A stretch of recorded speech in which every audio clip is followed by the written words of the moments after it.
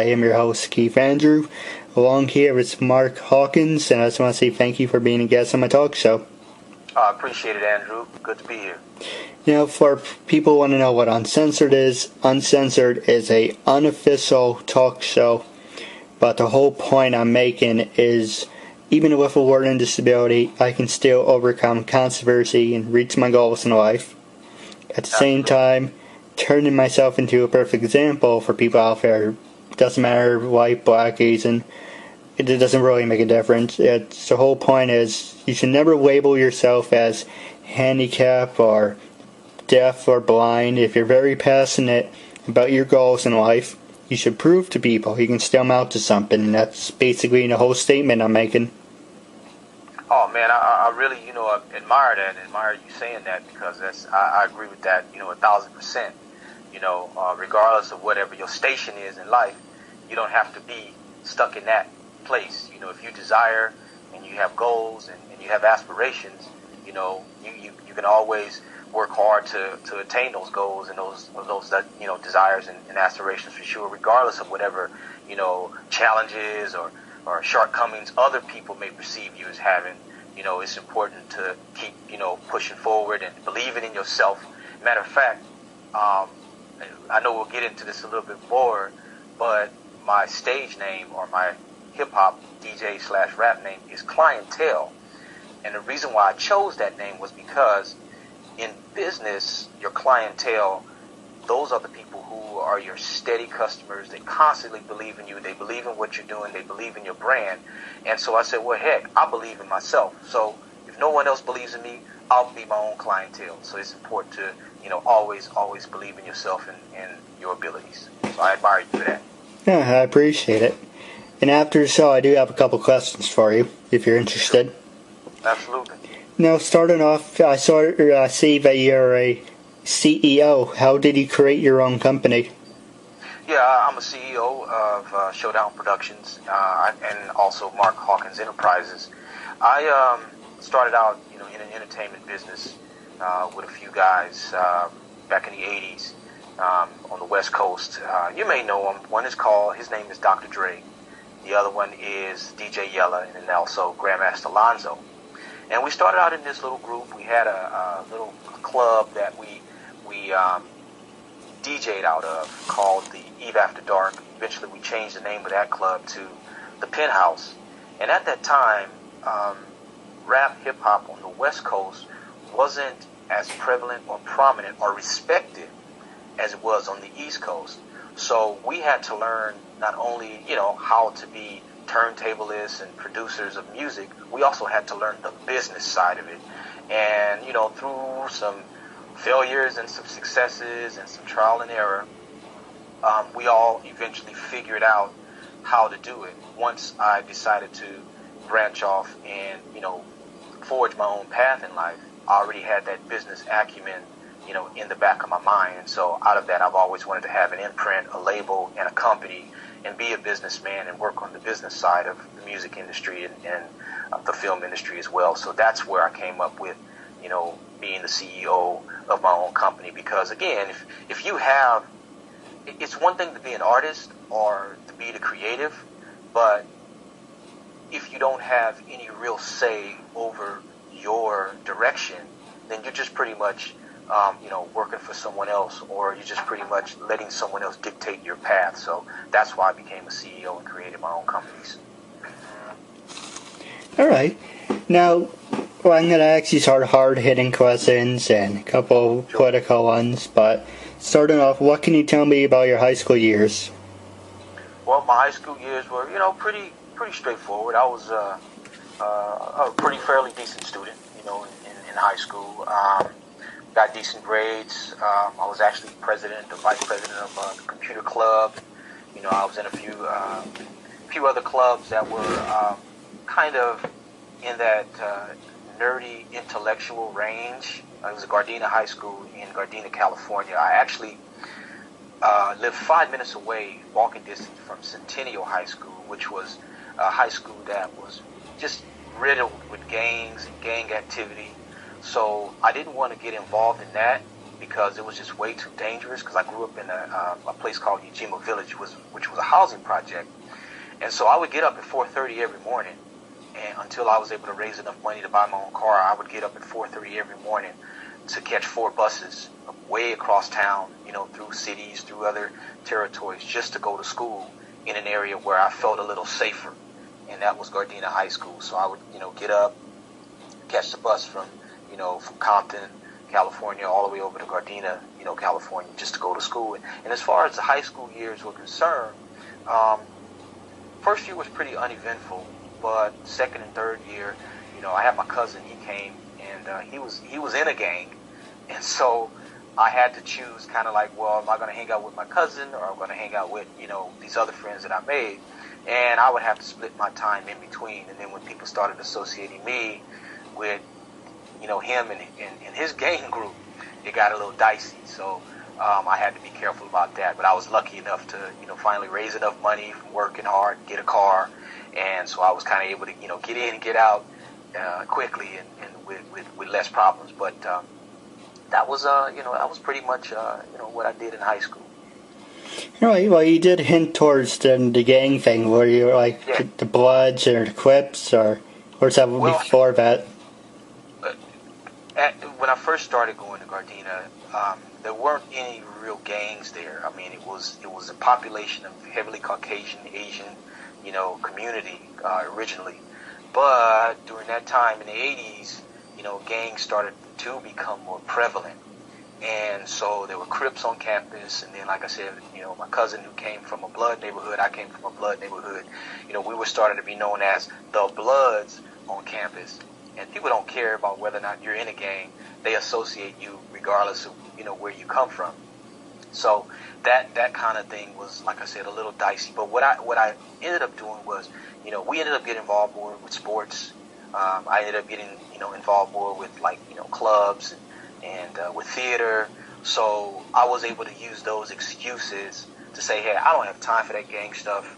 I got to go, my coach needs me, at practice, or I got to get to a play, or I'm rehearsing for, or, I have, computer club stuff to do. So I didn't really get involved in the gang life. I mean, I may have, stupidly, claimed to be in a gang for 2 days, but when my mother found out, I had to go explain to them, look, man, I'm more afraid of her. Anything you guys can do to me, so I'm out of this shit. I'm not doing this at all. Say what you will. Y'all know my mom's. Y'all know how she is. It ain't happening, bro. And, they understood. It's like, man, look, we know your moms, too. We get it. We understand. Go do your thing, man. We got your back, no matter what. And on that side of it, the flip side, they did, support me even through music, and when we would do a lot of stuff, at the club when I eventually, became one of the premier DJs at Eve After Dark. My homies, they would come up there and they would actually, chill the crowd out and make sure there were no problems, and there was no drama, there were no issues. And they supported me and supported us throughout the whole, rise or whatever in the industry. All right. Now, while still on the subject, do you think, whole gang thing, it's blown out of proportion? Do you think it's all stereotypes? Well, you got to look at the gang situation, from one period to the next.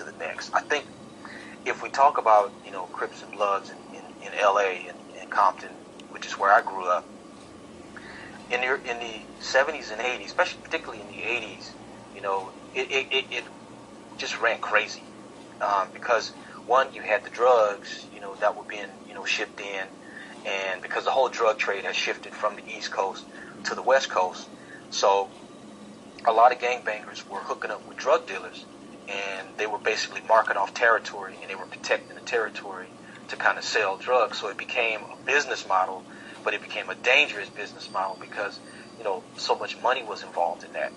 So it became really real. Before that, yeah, people gangbanged, and, you heard about fights, and, there was little shootings here and there. And it was more like, yeah, you in a gang? Yeah, all right, whatever. You're not in a gang? Nah, all right, whatever. But when it became really serious in the 80s, it was like, what set you from? Who the fuck you roll with? And it was more like, if you got caught on the wrong side of the street or the block or whatever the dividing line was, you could get killed for that. And it became very serious at that time.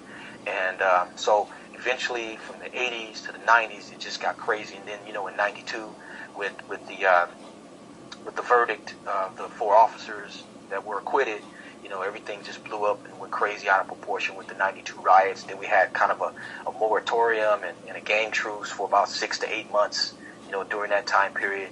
And then it slowly, eventually, got crazy again.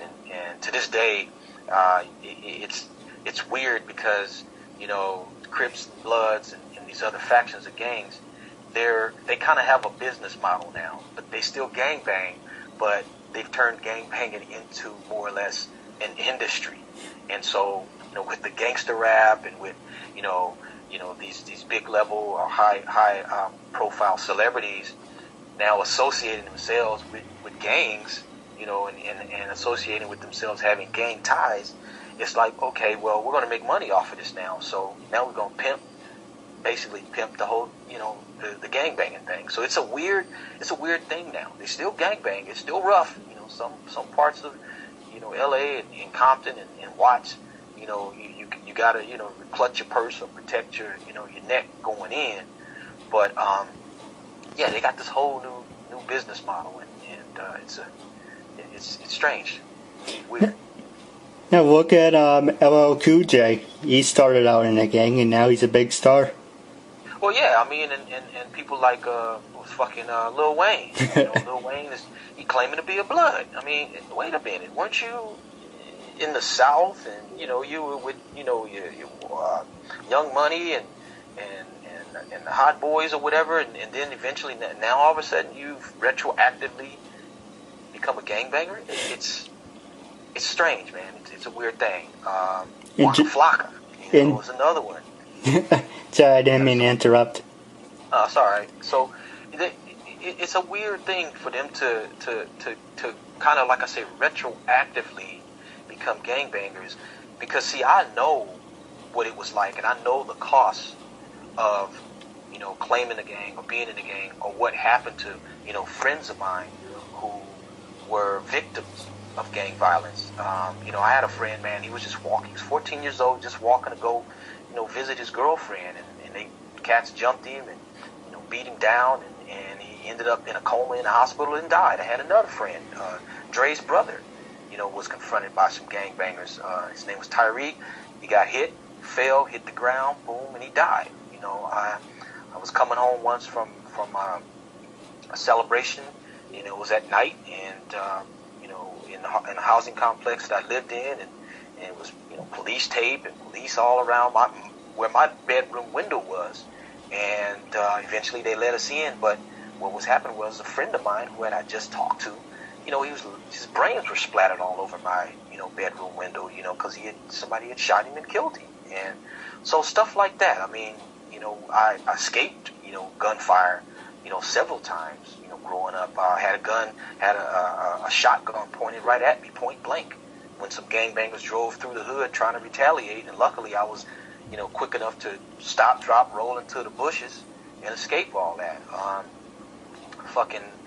Like I said, I was just talking to another friend of mine, me and my homie, and we walked around the corner. We heard 3 shots, ran back around, and there he was laying there with bullet holes in him. So it's not the way that gangs get glorified in songs and raps and in the movies and all of that kind of stuff. It's a whole different thing when you experience it firsthand. That shit is real, and it has an effect on you. Even to this day, if I hear a car backfiring, I'm ducking or I'm jumping, and I'm looking. So it's not the same as this glorified kind of Hollywood ideal of what a gang is, and it motivated me in that respect to be able to do something different with my life. And I knew that, hey, there's got to be a different trajectory. There's got to be something different. And I'm not high-minded or pious or anything like that, because I have my own demons and shortcomings. But the reality is, man, I knew growing up that there had to be something different. There had to be a better way. It had to be an alternative to what was going on, the craziness of the way people thought. Oh, cuz, you got on the wrong colors. Oh, Bloods, you got on the wrong colors. What's up with that? What set you from? All that kind of crazy stuff. It just, and I'm like I said, I'm not trying to put anybody down, or because I got cousins that gangbang and relatives that associate and affiliate. And in fact, I have such a large group of cousins that when we had family reunions, you have Crips and Bloods who were related to each other who had to call the truce during the family reunion because it could have got crazy. You know what I'm saying? Because one of my cousins' homeboys beat up another cousin's homeboy, and then they went and shot at their neighborhood, and they went and retaliated on their neighborhood. So, yeah, it just absurd, hyperbole, ridiculous. So, no, I always believed that it had to be an alternative, man, and with the gang thing and stuff like that, it shouldn't be glorified the way it is, and it shouldn't be put out there because, like I said, I personally have been affected personally by it. So, I don't know, man. It's crazy. No, you look like, I was going to say look like, I was trying to think of the words and then that came out wrong. If you look at people like Justin Bieber and Eminem, do you think they're that stereotyping? Fuck it. It's the Tarzan syndrome, all right? That's basically what it is. And because, look, if I take the Biebs to where I grew up, with all the bravado and the people that he hang out with and all that type of stuff, he want to jump out of his skin and run because, it gets real really quickly. Eminem, and much success to him, but my goodness, man, there are things that people just don't realize. It's cool to have the persona and be able to dip in and dip out of that persona, whenever it's convenient, but to have to live this skin every day and have to go through and maneuver through gang territories and associate and maneuver the streets and basically get around those things. You really can't get out of that. You have to be crafty.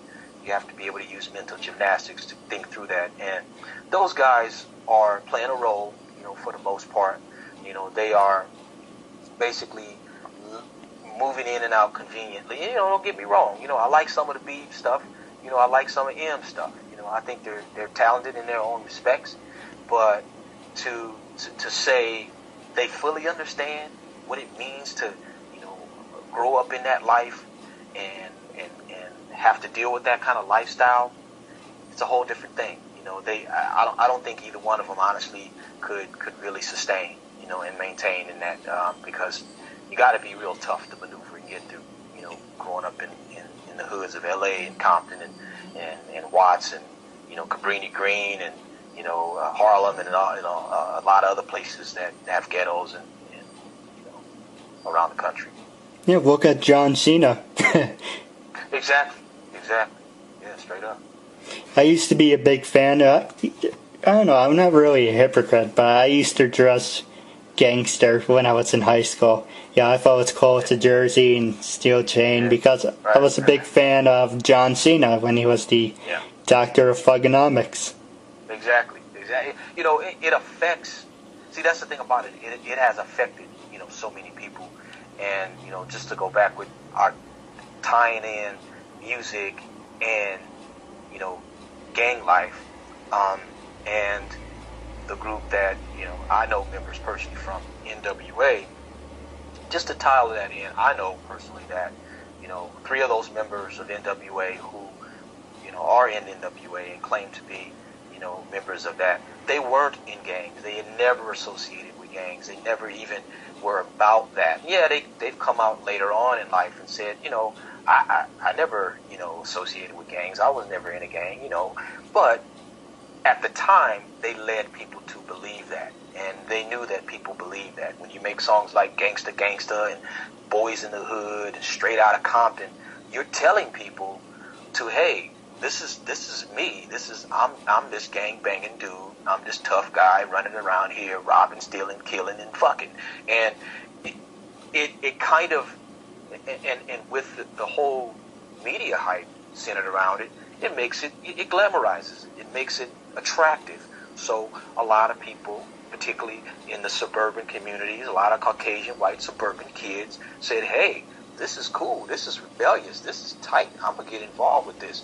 But that is only because, again, these guys basically said to, the world, hey, this is who we are, and this is how we're running it. But they weren't really like that. They were just interpreting what they had heard, what they had seen, that what they had, not experienced firsthand, but just kind of, heard the stories from their homies.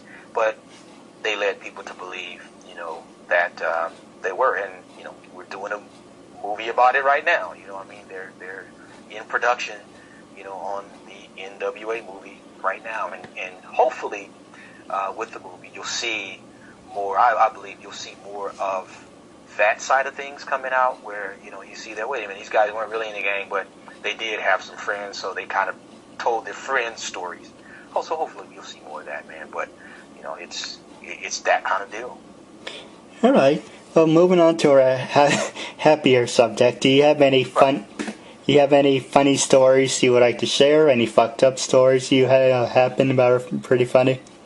Well, just associating with entertainment industry, in general, and the Wrecking Crew, which was a group, World Class Wrecking Crew, which was a group that I was in, more specifically.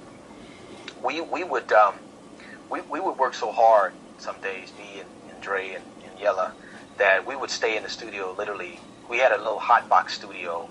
We converted a garage into a studio back of Alonzo's house, and we would literally be in there 2-3 days. We hadn't showered. Maybe we'd go in the house, piss, wash up, and come back, because we were just so focused on work and trying to get things done. And we'd order pizza. We'd have girls come over, or whatever. But by and large, Yella had this one young lady who she pretty much did everything for him. She she would rent him cars and all that. But I don't even know if you want me telling this story.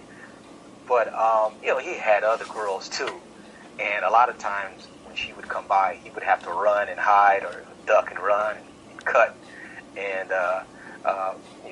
because he didn't want to get caught with his pants down. Just stuff like that, man. That would happen and would go on. Let me see.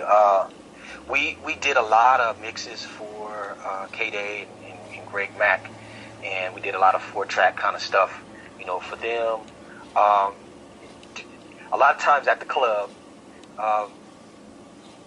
we would get into maybe scuffles with some knuckleheads trying to get in. The person that would more or less be hiding behind the turntables, you would think it would be Dre. When we were out there fighting, trying to push these guys out of the club, get the hell out of here, you can't be in here. Dre would be still behind the turntables trying to mix. Fuck that, man. I ain't fucking with that shit. So just stuff like that, man. Some of the other stuff I can't. It's so personal. I can't really, I can't really share it. It's just way too personal. But it involved, women, a bunch of women, and hotel rooms, and a bunch of condoms. Let's just say that. Leave it at that. But by and large, man, we would our performances. We would really work hard on our shows and working on the performances. And if you go back to read a lot about what a lot of people say about us, one of the biggest things that has always kind of been cool was people would talk about the music and compliment the music and talk about how we were pioneers in the electro movement, the electro funk movement, and all of that. But the other thing is they would talk about our outfits, our costumes, our uniforms, and we would come in these purple suits, shiny, because we admired Prince, we admired Morris Day and the Times. We were really big really big Prince fans at that time. Yella had a fucking lace glove. Come on, man. But we liked Michael Jackson as well. So he went from lace glove, right, to black girls beating people up in NWA. Go figure. Anyway, we admired, Prince and the whole thing about what Prince did. So we took an album cover shot in these purple suits. Dre had on a white sequin doctor's coat. Lonzo had on an all black sequence, suit. I think I had a mixture of black and purple, and Yella had on purple and white. So it all blended together. We had an amateur makeup artist there. She put some fucking grease on our lips. They had purple lighting. We had this smoke going on in the background. So you had this ambiance, right? And once the album cover came out, we all went down, we selected the picture. Once the album cover came out, we fucking looked like Kiss, in the whole glam situation. So it's like, then it all came out. These niggas, they must be faggots. Oh, they must be gay. They in these purple suits. No, it's not that. We were trying to impress the ladies, number one. We were trying to match, number two. And again, I have nothing against, people who are of any, walk of life or any belief system or any of that kind of stuff. Whoever you love, that's your business, But it's like, that was 30 years ago when we took those pictures. But we still, to this day, get flack for that. We still, to this day, people still, get into this whole thing about, what's wrong? Let's look, dude, we had to compete with musicians, and we had to compete with groups at that time that were R&B groups. There weren't a lot of rappers on the West Coast, even allowed to do shows with a lot of these groups. So we had to step out there, and as pioneers, you always, take risks, and we did take risks with the fashion. So that's I've always wanted to get that out and then explain that to people in a way that they could, fully understand and not, make a big deal out of it. But, no, I had a lot of fun times with those guys, and, rolling around in the neighborhoods, traveling with them, touring with them. Here's one story that was pretty weird. When I finally split from the group because of a shared equity issue,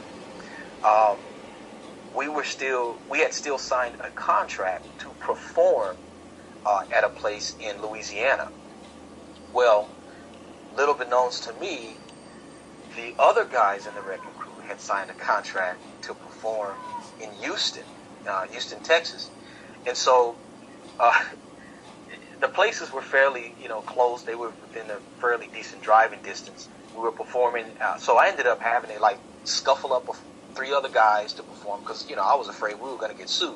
So I scuffled up 3 other guys. We worked on our routine, and boom, we had it down. Lo and behold, the other wrecking crew, they had a gig same night, about maybe a couple hours earlier, in Houston, Texas, while we were in Louisiana. Some people went to their concert, saw their concert, drove to Louisiana, and watched our concert at the same time. And so here we are trying to pull the wool over people's eyes. Here they are trying to pull the wool over people's eyes in Houston. And some dude came up and was like, wait a minute, he got the album cover out. He's like, okay, that's Clientele.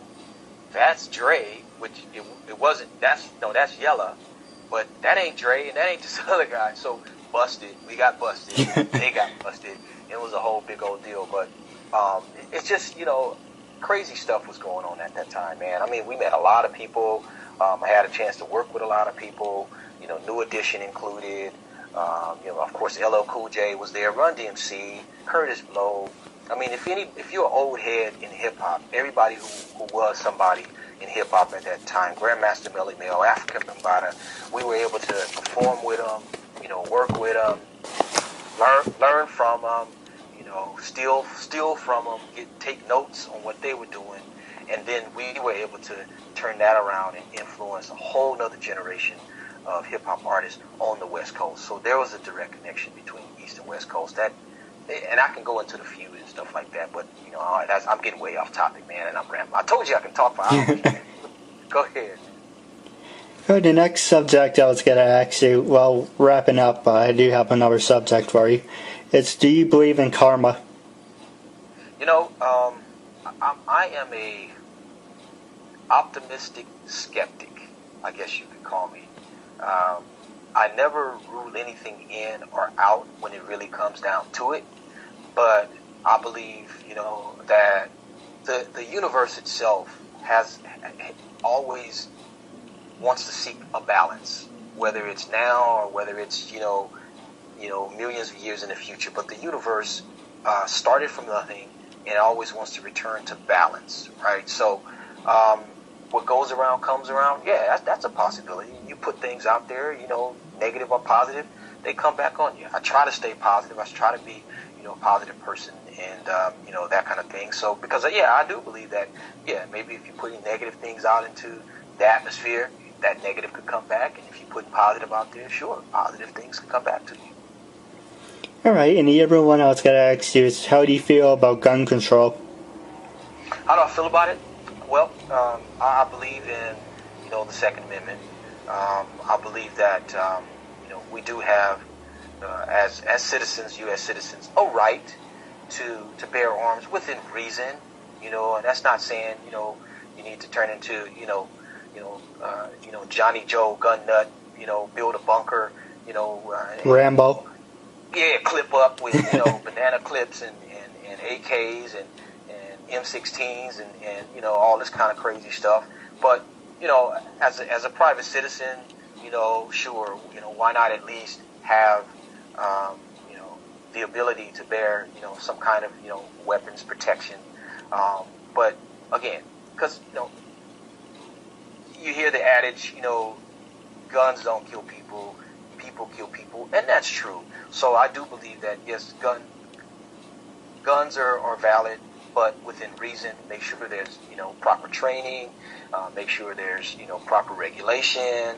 You know, I think right now the biggest issue is the fact that, you know, the NRA has so much power and such a strong lobby that people are afraid of that, because they can pretty much get what they want, you know, just by asking. So therefore, you know, things are kind of, you know, out of control in that respect.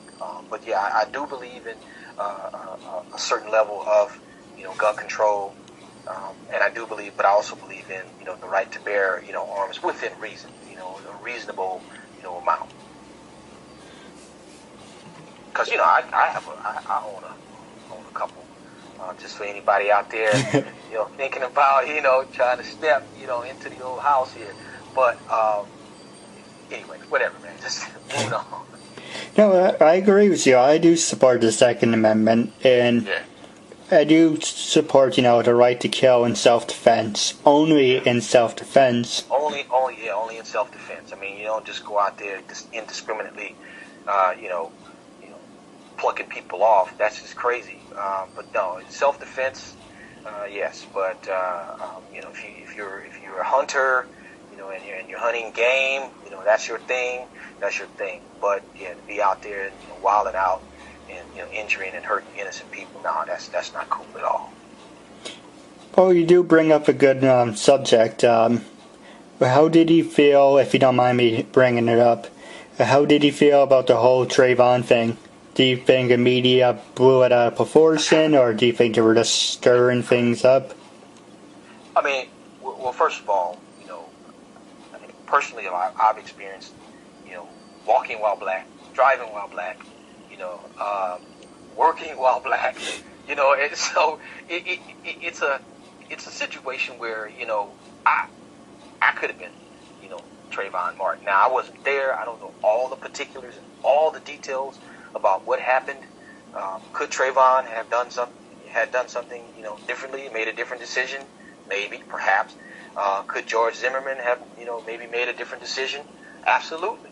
But in the grand scheme of it, and looking at it for what it is, the person who had the ultimate power was George Zimmerman, because he had the gun. You know, he had the ultimate authority. Trayvon Martin was 17 years old. And I can only imagine how fucking goofy I was at 17. How just, you know, naive about a lot of shit even though, teenagers try to pretend like they know shit and they know everything, they really don't know. They know a fuckload of nothing. They know a fuckload of nothing. And so, as it stands, the reaction, that Trayvon gave, can't blame him because, like I said again, George Zimmerman was the person with the ultimate authority, with the gun, with the ability to say, hey, I'm going to walk away from this, because clearly, the only thing Trayvon was doing, like I said, was walking while black, and I wasn't there. It was only the two of them ultimately knew the truth, but I just believe, in my heart that's Trayvon is another person that potentially, a life gone that could have potentially done something, with it. Who knows? It could have been a doctor, could have been a lawyer, could have been, this person who cured cancer, but now he's in the ground, and we'll never know. We'll never know.